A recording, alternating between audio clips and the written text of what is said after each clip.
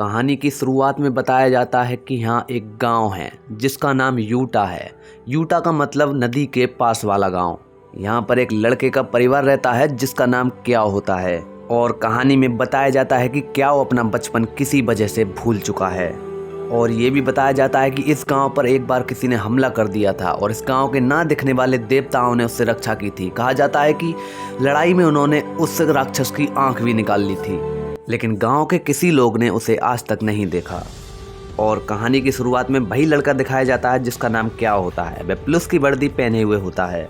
Kyaw और उसका दोस्त पुलिस की वर्दी पहनकर उन लोगों का चालान काट रहे हैं जो लोग शराब पी कर आते हैं। तभी क्याओ को एक बैलगाड़ी दिखाई देती है। उस बैलगाड़ी पर एक मास्क वाला लड़का और एक लड़की बैठी होती है। क्याओ उन दोनों का चालान काटने ही वाला होता है। तभी दो पुलिस वाले नंगे होकर आते हैं और अपने ऑफिसर से कहते हैं कि सर, इन दोनों ने हमारी ड्रेस छीन ली है, ये हमारी ड्रेस लेकर भाग गए थे। और ये देखकर वहाँ की पुलिस और अधिकारी क्याओ और उसके दोस्त को चोर समझने लगते हैं और उन्हें पकड़ने के लिए उनके पीछे पड़ जाते हैं। जैसे ही क्याओ के पीछे पुलिस लगती है, बुग्गी वाला और लड़की भी बुग्गी को भगाने लगते हैं। पुलिस समझती है कि ये बुग्गी वाला भी क्याओ के साथ का कोई चोर है और इसी बात को देखते हुए वहाँ की पुलिस बुग्गी में अपनी कमान की सहायता से आग लगा देती है। बुग्गी में आग लगते ही बुग्गी वाली लड़की अपने आप को पुलिस से पीछे छुड़ाने की कोशिश करती है। क्याओ और उसका दोस्त जिस बुग्गी में थे उसमें ज़्यादा आग लगने के कारण क्याओ अपने दोस्त से कहता है कि साथ में जो बग्गी है वो पुलिस वालों की खाली हो चुकी है, हम दोनों उसमें कूद कर बच जाते हैं।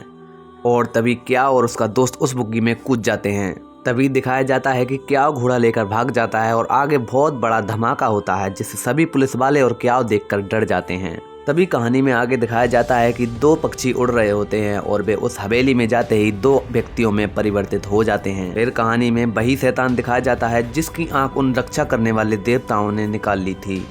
और आगे पता चलता है कि बग्गी पर जो मास्क वाला लड़का और लड़की बैठे थे वे दोनों उसी के दूत थे। वे किसी व्यक्ति को पकड़ कर लाते हैं और उस शैतान के आगे हाजिर कर देते हैं।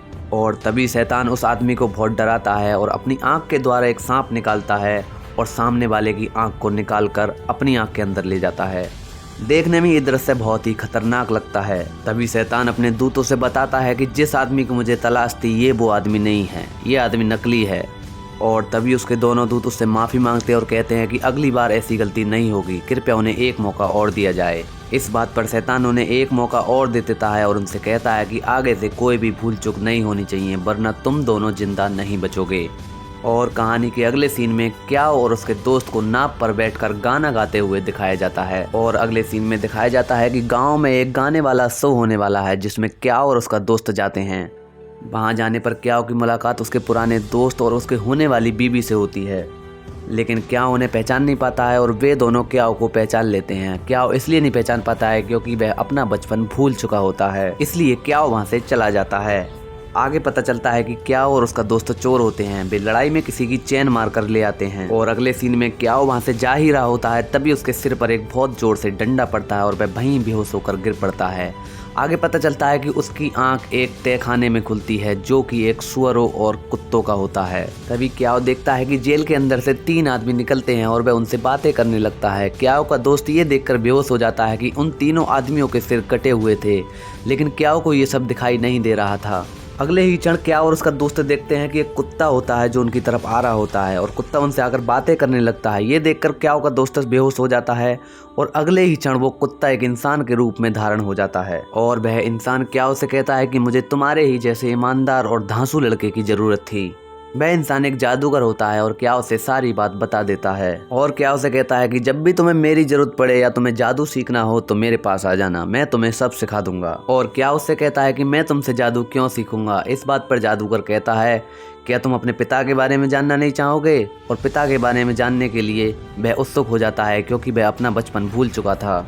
और तभी जादूगर उसे एक किताब देता है और कहता है इसे अच्छे से पढ़ लेना। और थोड़ी देर बाद ही क्याओ का दोस्त उसकी आकर जमानत ले लेता है। और अगले सीन में क्याओ अपनी माँ से जाकर मिलता है। माँ उसके जेल से आने पर उसे बहुत डांटती है और तभी क्याओ अपनी माँ से पूछता है कि माँ मेरे पापा कौन थे। इस बात पर माँ कुछ नहीं बताती है और वह कहती है कि एक अच्छे इंसान थे, तुम्हारे लिए इतना जानना ही काफ़ी है। अगले सीन में क्याओ एक किनारे पर जाकर बैठ जाता है और उसी किताब को निकाल कर देखने लगता है जो उसे जादूगर ने दी थी।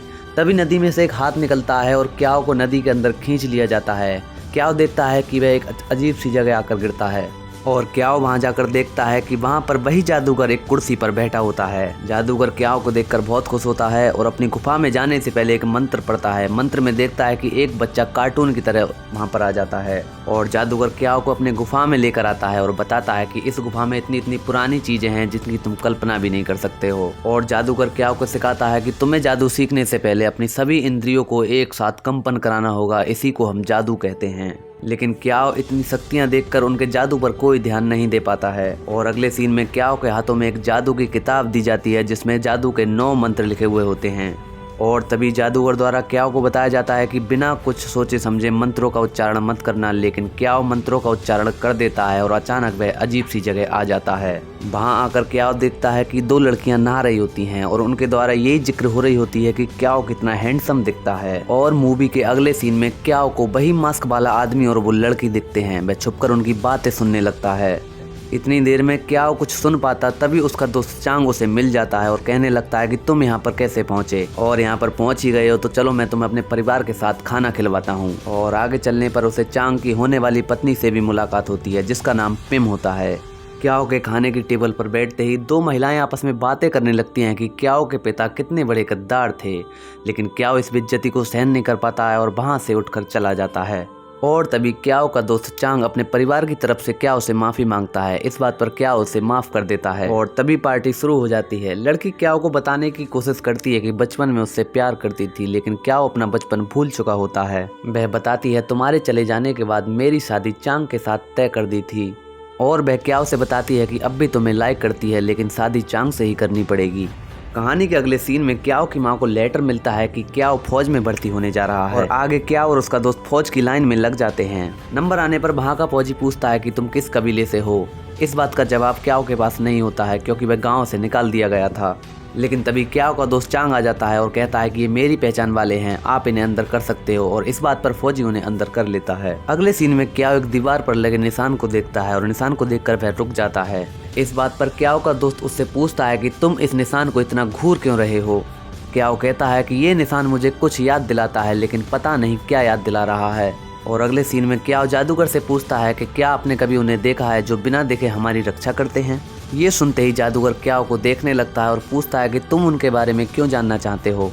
और क्याओ कहता है कि मैं भी ऐसा ही बनना चाहता हूँ जो मेरे मरने के बाद भी लोग मुझे याद करें। और जादूगर कहता है कि लोग तुम्हें कैसे याद करेंगे ये बात तुम पर निर्भर करती है। और कहानी में दिखाया जाता है कि क्याओ की दोस्ती एक टिन नाम के फौजी से हो जाती है जो बिल्कुल उन्हीं की तरह होता है। और टिन उन्हें ऐसा कीड़ा दिखाता है, वह कीड़ा अगर किसी इंसान को काट ले तो वह कभी दोबारा जाग ना पाए। और तभी टिन उस कीड़े को संभाल कर रख लेता है। तो दोस्तों आज की वीडियो में इतना ही। अगर कहानी को आगे देखना चाहते हो तो चैनल को सब्सक्राइब कर लो यार, कोई पैसा नहीं लगता, और बेल आइकन को भी ऑन कर लेना।